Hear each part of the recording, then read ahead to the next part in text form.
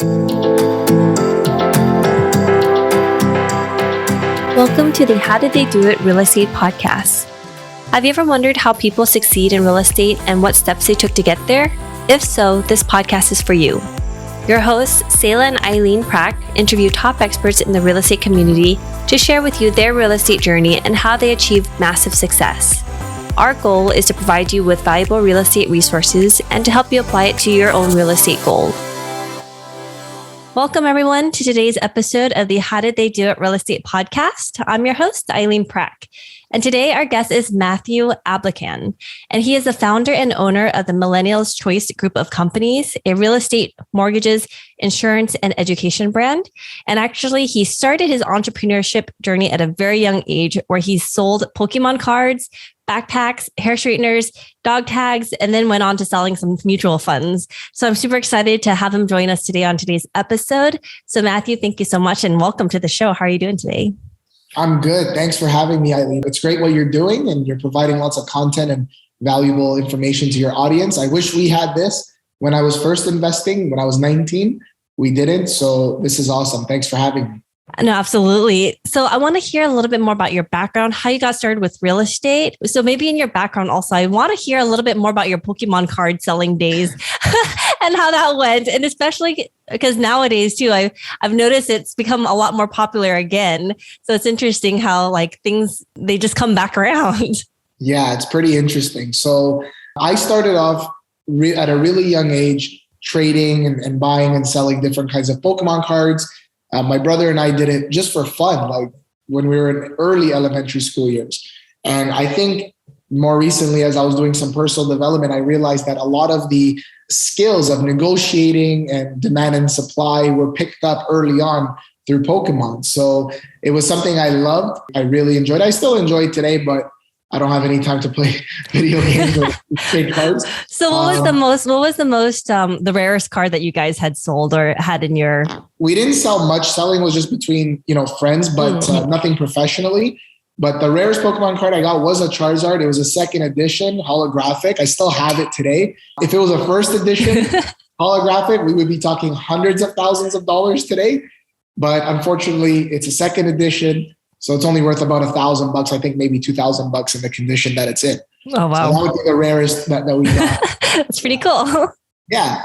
So basically, as I got started selling and buying different kinds of things throughout high school, hair straighteners, even something called Shambhala bracelets. I don't know if you're familiar with them. No. Espresso machines, and then dog tags. A lot of guys used to wear dog tags with like the symbol, like their flag, their country flag.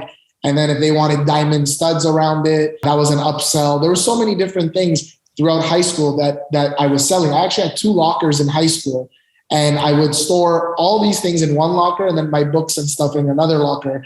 And after school, I would just basically go outside. I'd have a garbage bag full of whatever it was, JanSport backpacks or hair straighteners, anything, and just be like, you guys want some? Here's what I'm selling. And so I would make some money that way while I was working part-time at, I don't know if you're familiar with a restaurant called Johnny Rockets. Mm-hmm. Yeah, it's an old-fashioned diner. It used to be around, there's 4 locations in Canada. They're all closed down. But I used to work there throughout high school and then part of university, along with a bowling alley / bar called Lucky Strikes, where I would bartend and serve. And that was before I got into real estate. But during that time, I was learning. I was learning as much as I could, but podcasting didn't exist. YouTube was fairly new. So we're talking 2011 and 2012. There weren't really too many influencers in this space. So the way I was learning, I was going to different builder sales offices in Ontario, asking them about what a deposit is, what's a down payment, how does a mortgage work, and all these different things. And I was speaking to real estate agents. That's how I got started, by learning. And then when I was 19, it was August of 2012, I pulled the trigger on my first pre-construction condo in Vaughan, and I still own it today, 10 years later. But yeah, it's been a great ride so far. And I've had zero financial help from my parents. My parents, they provided a roof over our heads. They're immigrants. They came to the country in the mid 80s. They fled from their country, which was communistic, very socialistic, totalitarian. And they were like persecuting them because of their religious beliefs. So I used part of my OSAP loan, part of some monies I had saved, and I bought my first pre-construction condo. Wow. Yeah. So I want to get into, the pre-construction aspect of it and then your journey from there on. But I need to ask you first, as you were a kid growing up, working this entrepreneurship journey, working part-time jobs, selling anything that you could on the side as well to earn money, what was your drive behind it? And was there anybody in your life who had, inspired you to do something like that? Or did that just kind of organically happen on your own? How did that all come about? Because not everybody has that entrepreneurship drive, especially at a young age. Yeah. So when my parents came to the country, none of their educational credentials transferred over with them. So they were trying to open up a coffee shop. They were trying to open up a convenience store. They were trying to open up different businesses to try to, make a living. And none of them were successful, unfortunately, until they finally got one convenience store that they've been working at for the last 25 years. And they finally just sold it and we're trying to transition them into retirement. But on the weekends, I share that with you because on the weekends, we would go to wholesale warehouses known as MVR, cash and carry. And we would be with our parents stocking up for the store, my brother and I. And that's where we would buy the Pokemon cards and things like that. And we would help them on the weekends. And then afterwards, when we were done work, then we would go to Chuck E. Cheese or we'd go to Palladium or Dave & Buster's just to relax and have fun. So I think subconsciously I was learning, important values like hard work and, entrepreneurial skills. You're buying a product for a certain amount of money. You're going to resell it for more money. So I think I was learning these skills fundamentally from my parents, just from seeing what they were doing and obviously participating in it on the weekends with my brother. So that's how that got started. None of my family members are into real estate. I'm actually the first person born out of my entire group of family, cousins, aunts, uncles in Canada. So we're very much pioneering this. So we're millennials, but we have an old school feel to us because we have that immigrant mentality. So what was the driving force behind that? Very simply, my back was against the wall. I had no choice. I had nothing to fall back on. A lot of people say that, but they don't really mean it. They have things to fall back on. We really have nothing to fall back on. So either we're going to make it happen or we're not. No, Ben, thank you for sharing that. And similar to your story too, my parents also came from a country that, they were persecuted. They had to escape the genocide. They had lost a lot of family, came to this country as well, built up a life for themselves also. So I think as children also, we see how hard our parents work and we just want to, do good by them, make them proud for the next generation because they work so hard for us to be able to give us that lifestyle. And so to be able to, do better than the previous generation. And so that our children can have a better lifestyle and just, continue to pass that forward and provide better and more opportunities for the future generations. 100%. I agree. That's awesome. So Matthew, you mentioned afterwards you got into pre-construction. What is pre-construction? Can you give us a top overview of what that is? And how did you even come across what that was, especially at 19 years old? Yeah. So basically, I wanted to buy a property. I learned this concept in university of, making your money work for you.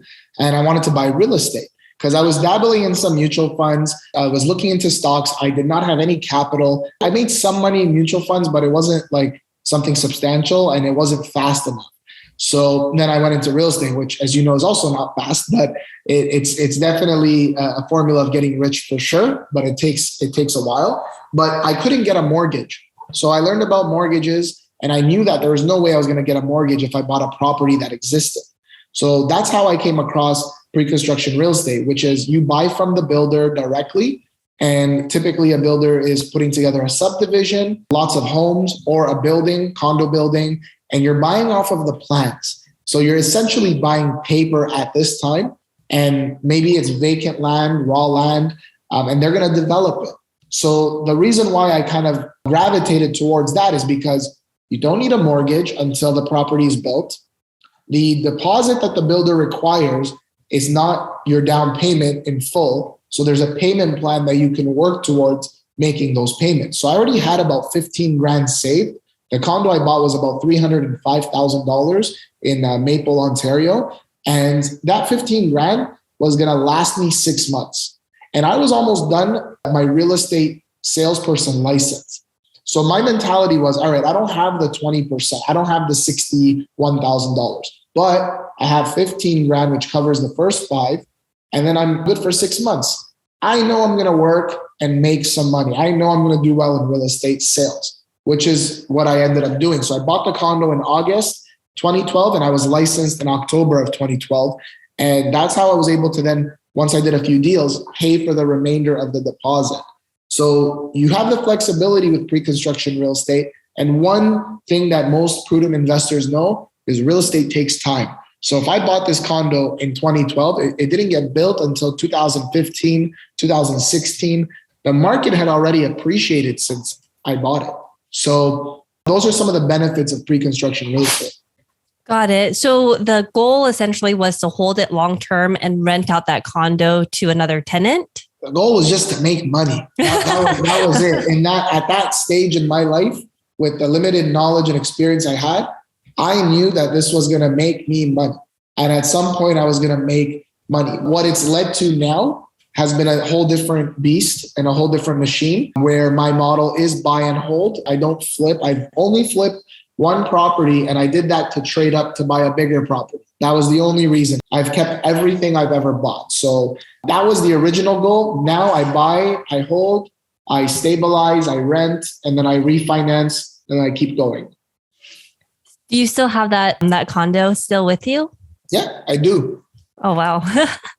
Yeah, I've kept all my properties except the second one I bought, which was a pre-construction townhouse after I bought the condo.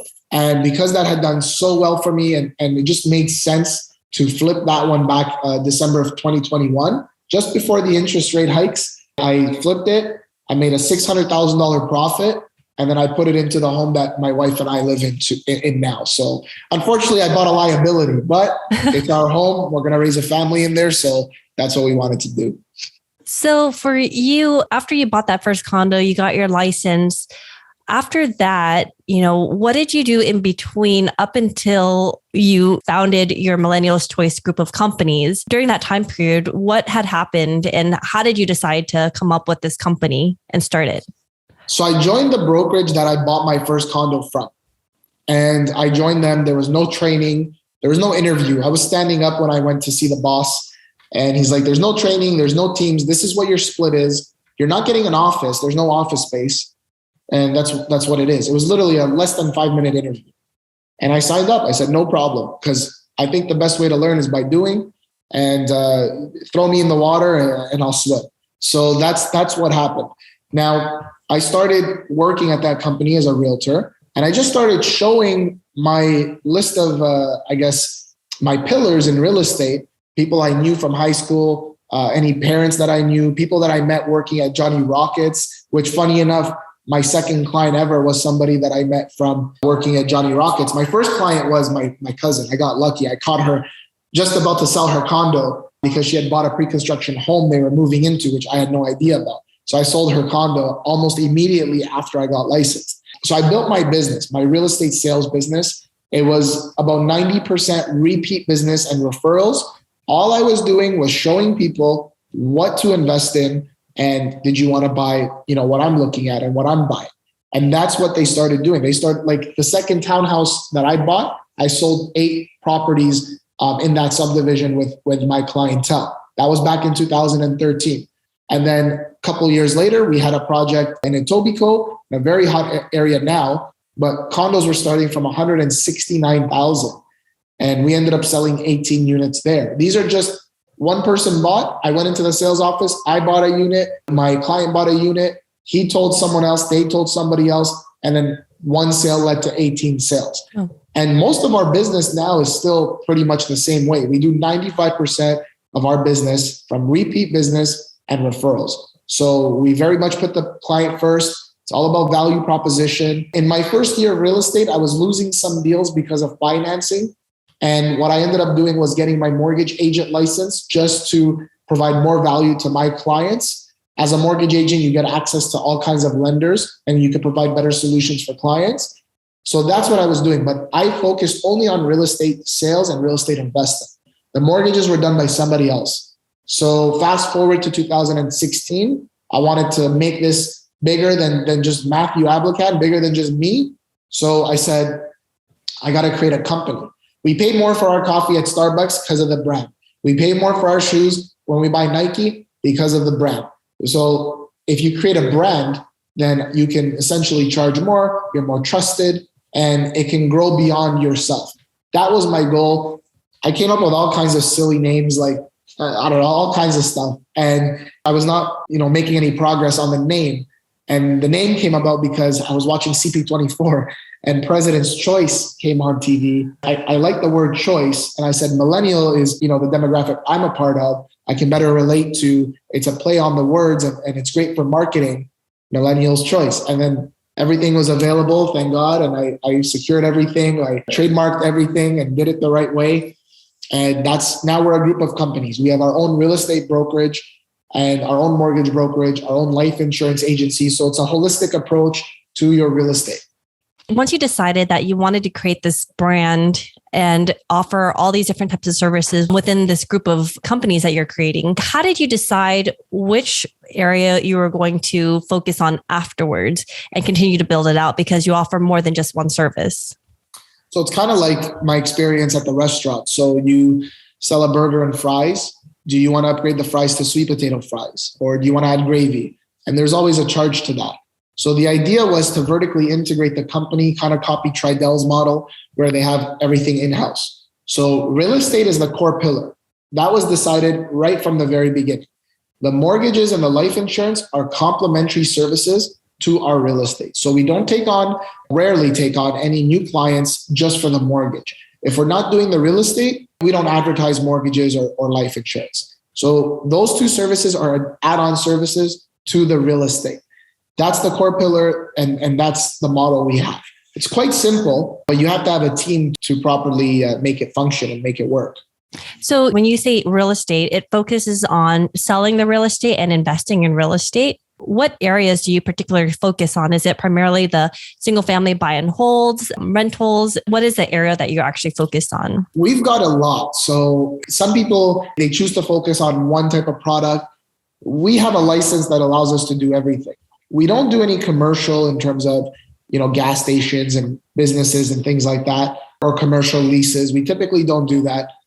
Our focus is the residential, and then on the commercial side, mainly the multifamily. And if you want to buy a fixer-upper, if you want to buy an existing home, if you want to buy a pre-construction condo or an existing condo, we do all of that. Now, geographically, like I just came down from Barrie. We sold a project in Barrie in 2019. 71 units.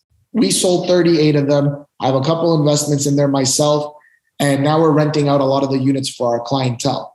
But the same clientele might want to buy a townhouse or a detached home. So we're not going to say we can't help you with that. We go ahead and we help them with all of that. Now, if some people want to buy something, let's say in Windsor, we're not going to drive out to Windsor ourselves. We will find someone that works in the Windsor market, connect the client to them, and we'll overlook everything that agent is doing. So we're kind of bound geographically just based on, time and driving and things like that. But we typically do almost everything on the residential side. So while you're building up your business, at what point did you realize that you wanted to scale and grow this to just, one focus and build it out further? And what was the biggest contributor to your growth and your success so far? So a lot of people talk about buying real estate for cash flow reasons, but yet one of the things they don't tell you is you need to have cash flow coming in from somewhere in order to maybe acquire the real estate. A lot of these people that they talk about joint ventures and all that, we haven't done. I have 24 properties, over a $20 million portfolio. And when I say 24, I mean 24 individual properties. So not the number of units, and we don't have partners in them. That's my own cash that I'm putting into the deal. So what prompted me to grow the actual brand is because one way that you can generate cash flow is your business or a business that you could buy. A lot of people buy businesses. That's a whole nother animal. That's the reason why I wanted to grow it, because I wanted to increase the cash flow coming in, apply for more credit, have more liquid cash that I can spend on good deals. And that was really the motive behind that. For you, if someone were to want to start to create the cash flow for themselves and start building up the equity so that they can save and put it into other properties and continue to grow their portfolio, what are some of the things that they would need to do first to kind of get started? I know you started, several years ago, but in today's market, it's a little bit different now. What would be, if you were to start over, I guess, or if you were to maybe suggest a couple of things for somebody who's looking to start, what would those couple of things be to, start building up that cash flow? Yeah, for sure. So you have to have some money saved. Like, I don't suggest doing it the way I did it, because the way I did it was extremely risky. Looking back at it, extremely risky, but it paid off. So I don't suggest you do that. But what I would suggest, there's a few things.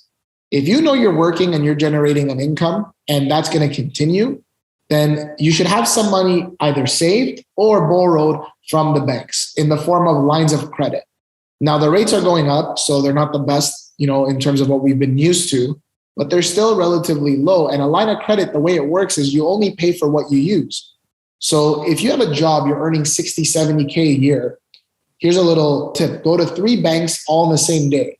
Have all your documents ready, 2 pay stubs, your T4, job letter. Go directly to the banks in one day and say you want to apply for a $10,000, $15,000 line of credit, or maybe ask the financial advisor what they think you'd qualify for. Because you have your documents, they should be able to tell you that.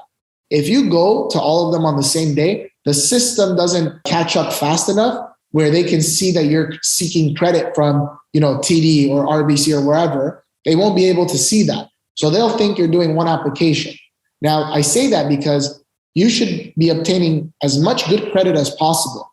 And because the rates on lines of credits are low, if you don't have the money to buy a property now, but you invest in, and this is the second tip, buying, let's say, a pre-construction condo where there's a payment plan, well, you're working, you're generating an income.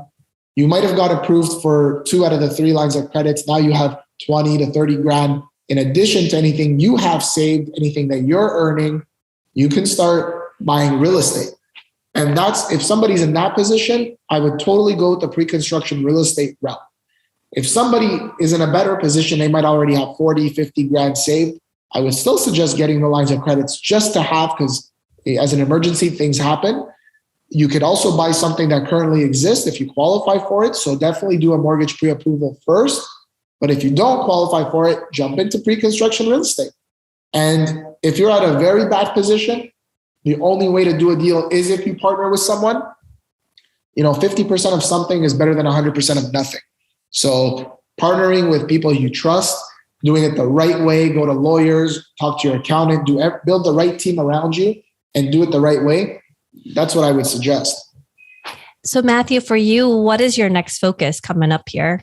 I'm building. I'm taking the 24 properties that I have. I'm going to strategically leverage them. I'm going to sit on my cash because I think cash is going to be an asset going forward over the next 6 to 12 months. And when I see the right opportunity, then I'm going to make a move on it. That doesn't mean the right opportunity in terms of price. I'm not so concerned about price. I've bought properties every single year. There hasn't been one year from 2012 till 2022 that I haven't bought a property in the year. So it's not so much about price. It's about now, what is it that I want to achieve? And I want to build. I want to build purpose-built rental buildings. I think we're entering into a market where renters are going to be more and more common, and especially with the younger generations that aren't going to be able to buy, because a lot of people think it's better to buy now than it was in January or February at the peak of the market, but it's not. It's actually more expensive to buy today because of the cost of borrowing. So I'm looking for a good deal. I want to build purpose-built rentals. I've done that for my clients where I've set up the financing through the government for them, through CMHC. And now it's about time that I do the same. Awesome. And I also want to share a little bit, because before we started recording, we talked a little bit about your background, the wall that you have created behind you there. Maybe our listeners who are listening on the podcast, they won't be able to see it. But if you're looking at the YouTube, you can kind of check it out. Can you share a little bit about what that wall is and why you decided to create it? Because it's really interesting. Yeah. So basically, April, May 2020, when COVID became very, very mainstream and everything shut down and just came to a halt, I said, this is the time for us to expand. So I was always looking at different office spaces, and I decided to buy our office space that we're in now. It was brand new location, major intersection in Vaughan, Ontario at Weston Road and Highway 7. Prime. We got signage on the building. It's my traffic studies at one point, this is the busiest intersection in Vaughan. So I want my business in the best location so everybody could see. Number two, I wanted to finish my office the way I wanted to. And if it wasn't my unit, I'm not going to spend $100,000, $200,000 on renovating somebody else's unit. So this office in here, we're very eco-friendly. We reduced our carbon footprint. We have no filing cabinets. Everything's on the cloud. We use e-signatures. We invite all our clients here. The story with the wall, it's a very high-end looking office, and the wall just mellows out the space. So I brought a graffiti artist in here. He asked me what colors I want. I said, make it funky. And it says real estate right behind me. And all of our clients sign the wall whenever a transaction is successfully completed. And it's a story to tell. So it mellows out the space. I didn't want to make it look too corporate with our logo on the wall. It's clean. It's funny. You've asked about it, so it generates conversation. And it's millennial. Yeah, I love it. Yeah. So Matthew, how has real estate investing impacted your life? So leading up to 2022, it's given me freedom. So sometimes if I don't want to work, I won't, but you'll rarely catch me. Like this long weekend, I'm taking a couple of days off, going to the beach, and that's it. I'm right back at it. So I'm always working. But with real estate investing, like I cannot outsave or outpace inflation. I cannot out earn it. My real estate has done the best for me, my portfolio. So I've refinanced every property at every opportunity that I get. I've taken out the equity. I've bought more property. This office was bought with one property, the equity from one property. So it's changed my life because it's given me that freedom. Now, 2022, we're in a very difficult position as a world. As every country is contracting. They're dealing with inflation. There's rumors of wars and famines and all this kind of stuff. That is going to get worse and worse, in my opinion. So it's given me freedom up until this point.